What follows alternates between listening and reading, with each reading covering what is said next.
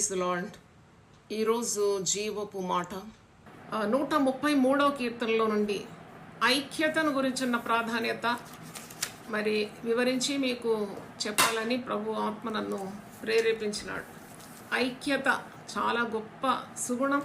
అది ఐక్యత ప్రేమ ద్వారా కలుగుతుంది. ఎక్కడ ఐక్యత ఉంటుందో అక్కడ సమాధానం ఉంటుంది.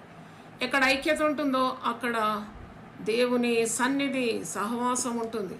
మరి ఐక్యమత్యమే చాలా గొప్ప బలమని మనం చిన్నప్పుడు స్కూల్లో ఎన్నో పొడుపు కథలను విన్నాం. మరి ఐక్యంగా ఉంటే ఎన్నో కార్యాలు మనం సాధించగలుగుతాం.